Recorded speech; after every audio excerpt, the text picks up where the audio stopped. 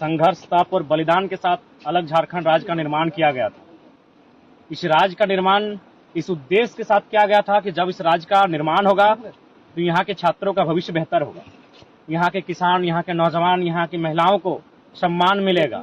लेकिन आज इस राज्य के गठन होने के 24 साल हो चुके हैं, लेकिन आज भी जो इस राज्य की प्रतियोगिता की परीक्षाएं जिनको जिम्मेदारी सौंपी जाती है, जेपीएससी रहे, जेएसएससी रहे, आज 24 साल के बाद भी कटघरे में खड़ी है। जेएसएससी सीजीएल की परीक्षा विगत कई वर्षों से लंबित पड़ी है। छात्र इस आस में थे कि परीक्षा ली जाएगी और परीक्षा को लिया जाता है। सर्वप्रथम 28 जनवरी 2024 को परीक्षा ली जाती है। वो छात्र परीक्षा के केंद्रों में जाते हैं, परीक्षा को लिखते हैं और एक संतोषजनक परीक्षा लिखने का अनुभव करते हैं। लेकिन जब शाम को घर वापस आते हैं तो उन्हें झटका लगता है, उनके पांव से जमीन खिसकता हुआ दिखता है। वो परीक्षा का पेपर लीक हो चुका होता है।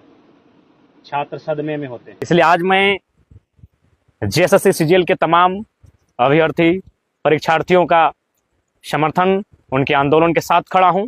और साथ ही साथ इस बार मैं अभिभावकों से अनुरोध करूंगा, जो अभिभावक हैं, आखिर कब तक आप लोग देश, धर्म, इंडिया, पाकिस्तान के नाम पर वोट करेंगे?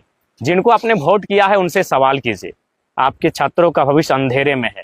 ठीक है, आपने वोट जिनको किया है, अगले बार भी उनको करे या ना करे वो आपका विषय है, लेकिन फिलहाल वर्तमान में घरों से बाहर आइए। केवल छात्र ही नहीं, छात्र के अभिभावक, आप भी घरों से बाहर आइए अपने बच्चों के बेहतर भविष्य के लिए। आपके बच्चों के भविष्य को कोई छीन ना ले, उसे अंधेरे में ना डाले। सड़कों पर आइए, अपनी आवाज को बुलंद कीजिए। और जो आज जेएसएससी सीजीएल का जो रवैया है, इस रवैये के खिलाफ अपनी आवाज को बुलंद करें, ताकि सरकार को होश आए। वास्तव में सरकार को होश इसलिए नहीं आता है कि उनको लगता है आंदोलन करने वाले छात्र हैं, बच्चे हैं, उनके गार्जियन तो हमें वोट करेंगे ही, उनके गार्जियन तो चुनाव में हमारे साथ जाएंगे तो जाएंगे कहाँ? तो आज सरकार को डर होना चाहिए। ये लोकतांत्रिक भारत है, जिनको आप चुनते हैं उनमें डर होना चाहिए जनता का। आज जनता का डर उनमें समाप्त हो रहा है, इसके कारण हम भी हैं।